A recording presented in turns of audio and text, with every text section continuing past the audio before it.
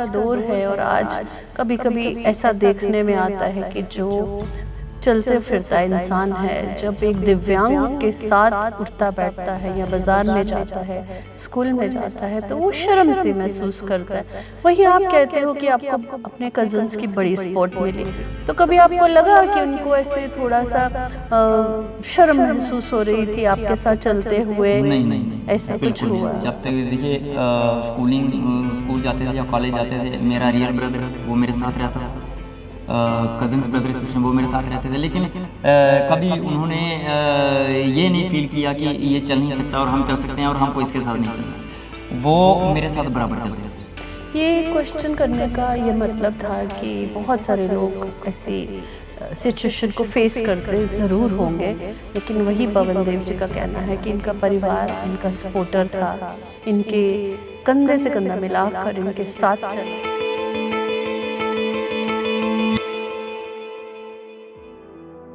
पवन देव और जब छोटे थे जी, तो कितने साल के थे जब आपको पता चला, या जब पैदा हुए? ये कोई 2 साल का था। 2 साल का? तब इसको ये तकलीफ हुई? हाँ, 2 साल का भी हुआ नहीं था, होने वाला था। तो क्या बोला था डॉक्टरों ने? डॉक्टरों ने बोला कि इसको पहले ऐसी चारपाई थी ना बाहर, हाँ जी। तो उसके ऊपर बैठा था, गिर गया पीछे नीचे। अच्छा। तो इसको जहाँ लगी पेट में, उसके ऊपर के इसको हुआ बुखार। बुखार हुआ तो हमारे गांव में, मैं तब अपने मायके में थी, तो उधर डॉक्टर के पास लेके गई इसको। उसने टीके लगाए इसको, 9 दिन वो टीके लगाता रहा इसको। तो मैंने इसको बोला कि अपनी लेग भी नहीं हिलाता है जी, इसकी लेग में क्या हुआ है? बोलते हैं कि इसको टीके लग रहे हैं, तो उसकी वजह से दर्द है, तभी नहीं हिला रहा। 9 दिन तक उधर लेके रोज़ जाती रही मैं, नहीं फ़र्क पड़ा। फिर मैं उधर से इसको इधर लेके आई, तो हॉस्पिटल में दिखाया मैंने। तो उन्होंने बोला कि इसको पोलियो हो गया, वो टीके नहीं लगाने चाहिए थे। तो हमें तो पता ही नहीं था, हमने तो ये बीमारी कभी देखी नहीं थी। हाँ, तो इधर में, तो ये पहला बच्चा था तब हाँ आपका? पहला बच्चा था। तो इधर में हॉस्पिटल में 22 दिन रही इसको लेके। तो इन्होंने भी कोई इतनी गौर नहीं की, वो पोलियाँ बना के दे दी, गर्म करके रखते रहो। फिर 22 दिन के बाद मैं घर में आ गई। मैंने बोला इधर कोई फ़र्क नहीं पड़ा। इधर से फिर मैं इसको लेके बड़े डॉक्टर के पास जम्मू गई। अच्छा। उसको दिखाया, तो उन्होंने बोला कि ये खड़ा नहीं हो पाएगा, अभी ये ऐसा ही चलेगा। बस तब से भी जरा ऐसे ही चल रहा है। तो आपको बुरा लगता है जब सारे आपके बच्चे नहीं, ठीक हैं? पहले मुझे बुरा लगता था, जब मैं इसको देखती थी ना, तब मुझे बहुत बुरा लगता था कि सबके आगे बच्चे इसके जो साथ के हुए थे सब अच्छे थे, एक यही ऐसा था। तो तब मुझे बहुत बुरा लगता था, रोती थी मैं इसको देख के। फिर मैंने इसके जैसे 2-3 देखे, तो फिर मैंने सोचा कि मेरे जैसे और भी हैं। तो अब इसको देखती हूँ, बोलती हूँ कि चलो अच्छा है, मेरे आगे ऐसा है ना ये, तब भी अच्छा है, ठीक है, मुझे ऐसा नहीं है। कितना प्यार करता है आपसे? ये बहुत करता है, बहुत करता है। आप खुश हो अब? आओ, मैं खुश हूँ इसके अब। ये जैसा है ना ऐसा भी मेरे पास रहेगा ना, जब तक मैं जिंदा रहूँगी ना, ये ऐसा भी रहेगा ना मेरे लिए, तब भी अच्छा है। बहू लाने की तैयारी कर रहे हो आप? कर रही हूँ, लेकिन ये मानता नहीं है। क्या कहता है? बोलता नहीं करनी चाहती। तो मैं बोलती रिश्ते आते हैं? हाँ, वो आते हैं, जो लड़की इसी के जैसे है ना, हाँ जी। वो रिश्ते आते हैं, वो मैं मानती नहीं। मैं मानती हूँ कोई अच्छी लड़की मिल जाए इसके लिए, जो चलने फिरने वाली हो, क्योंकि तब इनका टाइम पास हो जाता है। हाँ, है ना। तो वो खाना बना के दे देगी इसको। हाँ जी, हाँ जी। जब देखो अपने हाथ से जो पानी नहीं लेके पी सकता है, पानी नहीं ला सकता है, तो उसकी अच्छी होगी तो वो कहीं से पानी तो ला सकेगी, इसको सेवा तो कर सकेगी, और मुझे कुछ नहीं चाहिए। सेवा तो कर सके, पानी तो पिला सके, खाना तो खिला सके।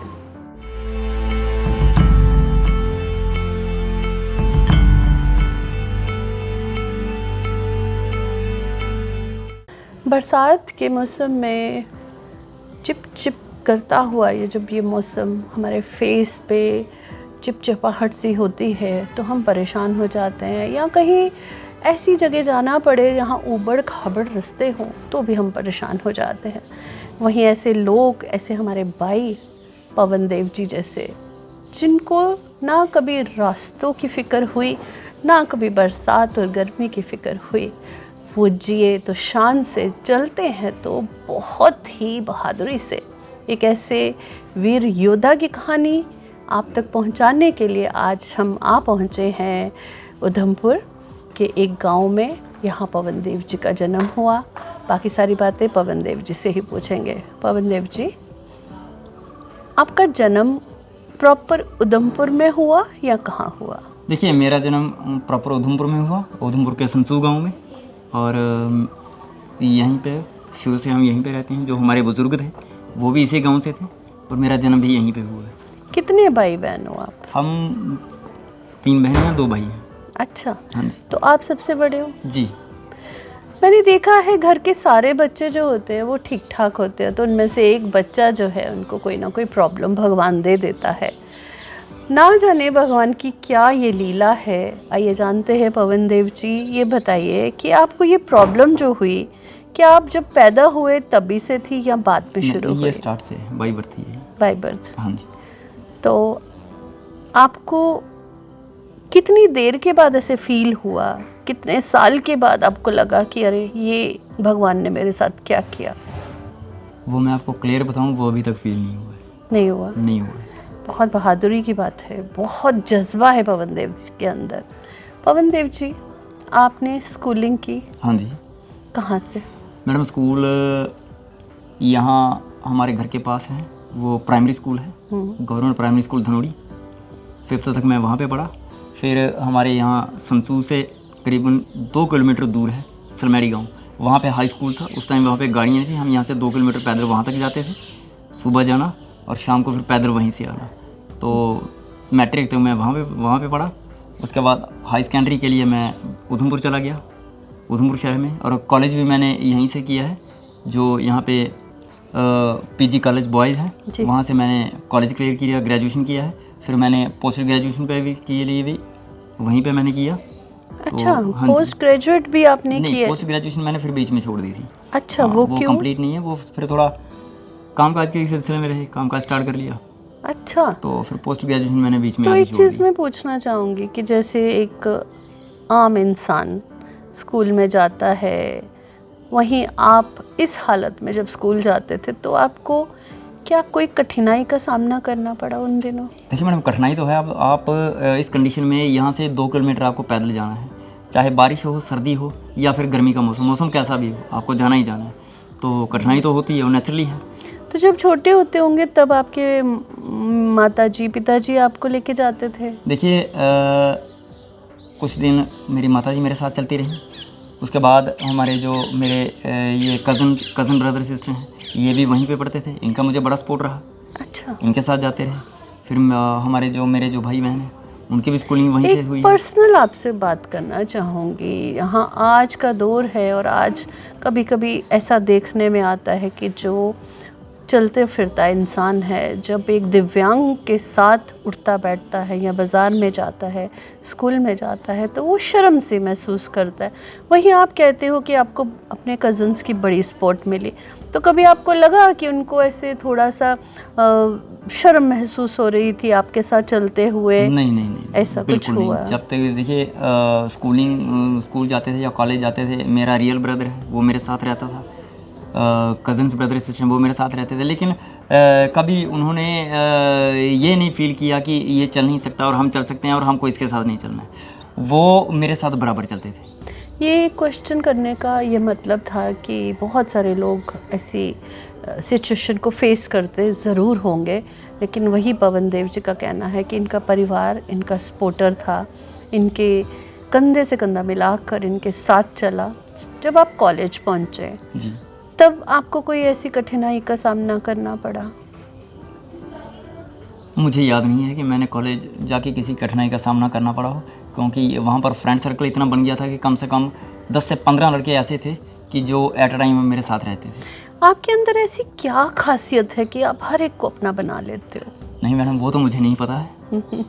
उसको मुझे नहीं मालूम है, लेकिन जिस फील्ड में मैं चल रहा हूँ, जी। आज मैं एक सोशल एक्टिविस्ट हूँ। प्रयास एक नई दिशा चैरिटेबल ट्रस्ट के नाम से हम NGO चला रहे हैं। यहाँ भी आप देखेंगे मेरे साथ कम से कम काफ़ी लोग ऐसे जुड़े हैं कि हम जिस भी इलाके में काम करने जाएंगे, जहाँ से भी हमें बुलावा आएगा, तो हम यहाँ से 3 लड़के होते हैं, जब हम वहाँ पहुँचते हैं हमारे साथ 10 लड़के और हो गए होते हैं। तो वो शायद वो ऊपर वाले का करम है, या फिर वो लोग मेरे काम करने के जज्बे को देख के मेरे साथ हो जाते हैं। आपने ये जो NGO स्टार्ट किया, हाँ जी। आप एक सोशल एक्टिविस्ट हो, हाँ तो जी। मैं जानना चाहूँगी कि जज्बा कैसे पैदा हुआ? आप ऐसा ही खुद थे तो आपको लगा कि मुझे दूसरों की मदद करनी है, कैसे हुआ देखिए मैडम, जज्बा? ये जब मैं हाई सेकेंडरी में पढ़ता था, हमारे एक साथी थे सतीश वर्मा जी, जी। उनका एक NGO चलता था प्रयास के नाम से। तो हमारा उनके पास उठना बैठना था। वो बड़े बड़े साधारण किस्म के इंसान थे, और आज भी आप देखेंगे वो बिल्कुल वैसे ही हैं। तो उनके साथ जब हम चलते थे तो उनको देख के हम प्रेरित हुए। फिर कई बार ऐसा हो जाता था कि उनके साथ बैठते थे, जब कोई मदद के लिए आता तो उसकी मदद नहीं हो पाती थी। तो वहाँ से हमने ये एक सोच बनाई कि नहीं, अगर NGO चलाना है, अगर सोशल एक्टिविस्ट बनना है, अगर समाज के लिए कुछ करना है, तो फिर गरीब लोगों की मदद होनी चाहिए। तो वहाँ से जब हमने ये शुरू किया तो फिर वो पीछे छूट गए। उनके पीछे छूटने के बाद फिर हमने अपना ट्रस्ट स्टार्ट किया। तो यहाँ पर मेरे साथ एक यंगेस्ट लड़की थी। उन्होंने बोला भैया हम अपना स्टार्ट करते हैं, राहत मुगल, वो आजकल श्रीनगर में है। हम दोनों ने ये अपना ट्रस्ट जो है वो स्टार्ट किया आज से 6 साल पहले। जी। तो काम करने का जज्बा था, सेवा करने का भाव था, तो बस वहाँ से जो शुरुआत की है। तो आपके ट्रस्ट में क्या क्या सेवा देते हो आप लोगों को? देखिए मैडम, इसमें हम ज़्यादा हमारा फोकस रहता है दिव्यांगों के ऊपर, कि उनकी अगर कोई पेंशन का मसला है वो हम हल करते हैं।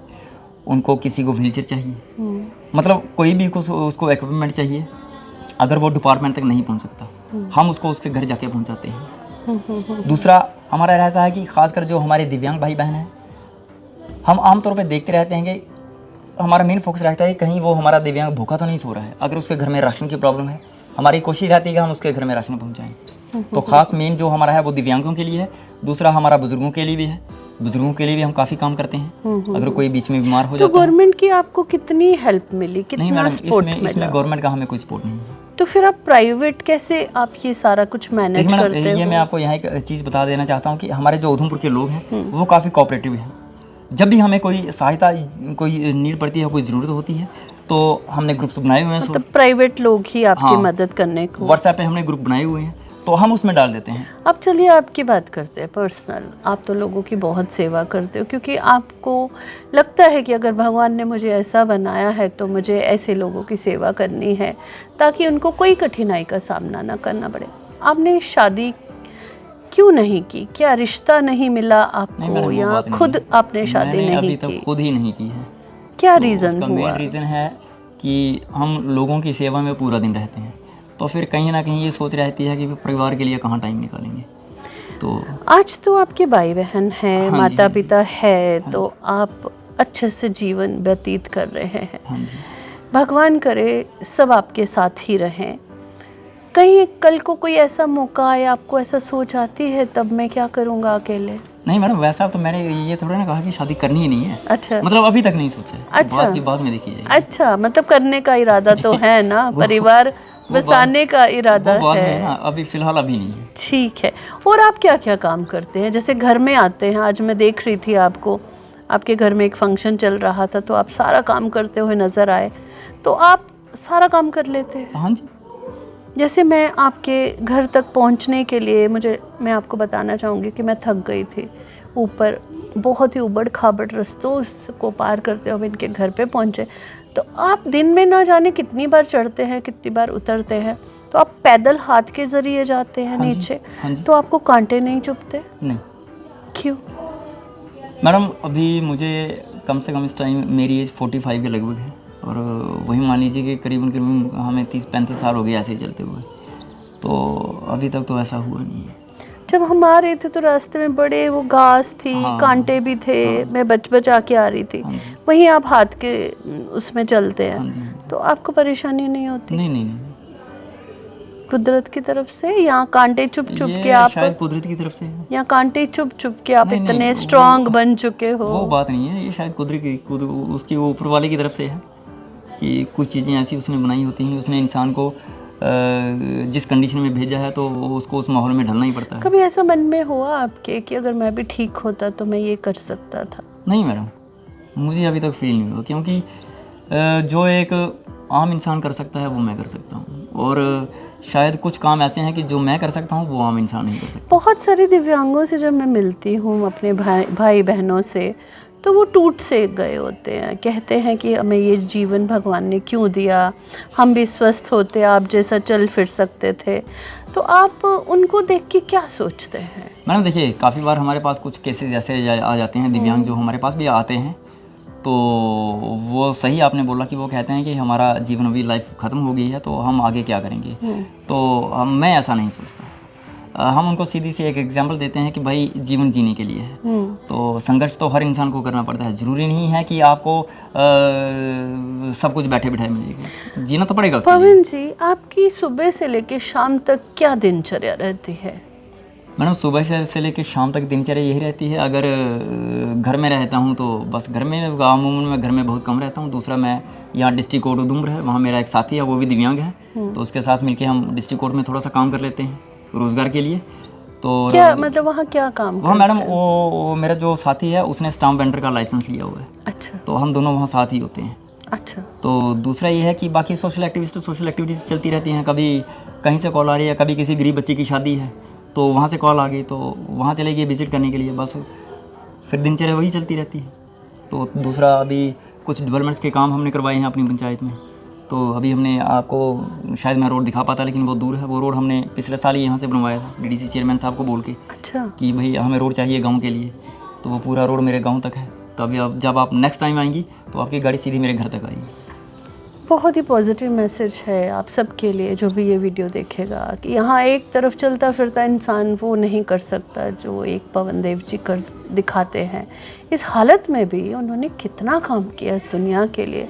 आज वो एक जाने माने उधमपुर के सोशल एक्टिविस्ट है। उनका कहना है कि गवर्नमेंट से इतनी हेल्प तो नहीं मिलती, लेकिन प्राइवेट जो लोग हैं, जो यहाँ के लोकल्स हैं, वो इनकी बहुत मदद करते हैं।